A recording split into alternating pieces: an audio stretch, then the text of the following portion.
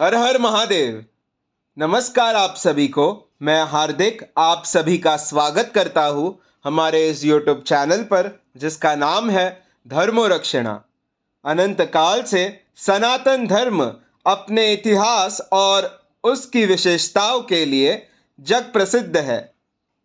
हम आपके लिए सनातन धर्म से जुड़े साहित्य, विज्ञान, देवी देवताओं के महात्म्य और अन्य शास्त्र जो हमारे ऋषि मुनियों द्वारा रचित अथवा लिखित है, उन सभी की जानकारी आपके लिए यहाँ प्रस्तुत करेंगे। इस कलयुग में हर एक तक हमारे प्राचीन ग्रंथ, वेद, पुराण, उपनिषद और अन्य साहित्यों के विषय में रोचक जानकारी हम आपके लिए यहाँ प्रस्तुत करेंगे। आशा करते हैं हमें आपका सकारात्मक प्रतिसाद मिलता रहेगा। हर हर महादेव। रुद्र संहिता द्वितीय खंड 14वां अध्याय। दक्ष की 60 कन्याओं का विवाह। ब्रह्मा जी बोले, हे मुनिराज, दक्ष के इस रूप को जानकर मैं उसके पास गया। मैंने उसे शांत करने का बहुत प्रयत्न किया और सांत्वना दी। मैंने उसे तुम्हारा परिचय दिया। दक्ष को मैंने यह जानकारी भी दी कि तुम भी मेरे पुत्र हो। तुम मुनियों में श्रेष्ठ एवं देवताओं के प्रिय हो। तत्पश्चात प्रजापति दक्ष ने अपनी पत्नी से 60 सुंदर कन्याएं प्राप्त की। तब उनका धर्म आदि के साथ विवाह कर दिया। दक्ष ने अपनी 10 कन्याओं का विवाह धर्म से, 13 कन्याओं का ब्याह कश्यप मुनि से और 27 कन्याओं का विवाह चंद्रमा से कर दिया।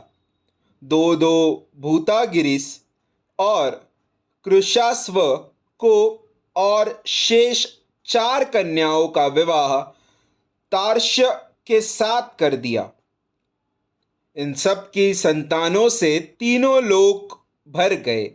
पुत्र पुत्रियों की उत्पत्ति के पश्चात प्रजापति दक्ष ने अपनी पत्नी सहित देवी जगदम्बिका का ध्यान किया। देवी की बहुत स्तुति की। प्रजापति दक्ष की सप्तनिक स्तुति से देवी जगदम्बिका ने प्रसन्न होकर दक्ष की पत्नी के गर्भ से जन्म लेने का निश्चय किया। उत्तम मुहूर्त देखकर दक्ष पत्नी ने गर्भ धारण किया। उस समय उनकी शोभा बढ़ गई। भगवती के निवास के प्रभाव से दक्ष पत्नी महामंगल रूपिणी हो गई। देवी को गर्भ में जानकर सभी देवी देवताओं ने जगदम्बा की स्तुति की। 9 महीने बीत जाने पर शुभ मुहूर्त में देवी भगवती का जन्म हुआ। उनका मुख दिव्य आभा से सुशोभित था। उनके जन्म के समय आकाश से फूलों की वर्षा होने लगी और मेघ जल बरसाने लगे। देवता आकाश में खड़े मांगलिक ध्वनि करने लगे। यज्ञ की बूझी हुई अग्नि पुनः जलने लगी। साक्षात जगदम्बा को प्रकट हुए देखकर दक्ष ने भक्ति भाव से उनकी स्तुति की। स्तुति सुनकर देवी प्रसन्न होकर बोली, हे प्रजापते, तुम्हारी तपस्या से प्रसन्न होकर मैंने तुम्हारे घर में पुत्री के रूप में जन्म लेने का जो वर दिया था वह आज पूर्ण हो गया है। यह कहकर उन्होंने पुनः शिशु रूप धारण कर लिया तथा रोने लगी। उनका रोना सुनकर दासियां उन्हें चुप कराने हेतु वहां एकत्र हो गई। जन्मोत्सव में गीत और अनेक वाद्य यंत्र बजने लगे। दक्ष ने वैदिक रीति से अनुष्ठान किया और ब्राह्मणों को दान दिया। उन्होंने अपनी पुत्री का नाम उमा रखा। देवी उमा का पालन बहुत अच्छे तरीके से किया जा रहा था। वह बालकपन में बहुत सी लीलाएं करती थी।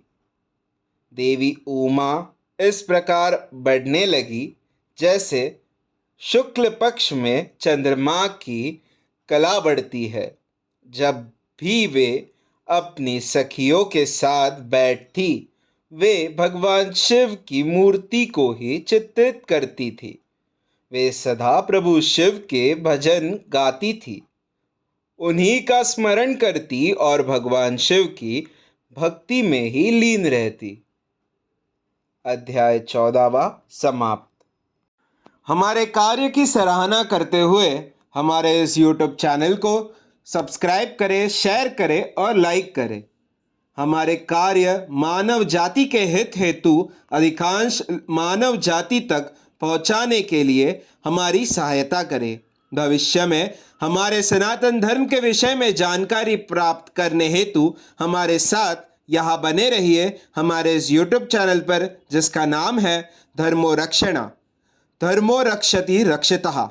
हर हर महादेव।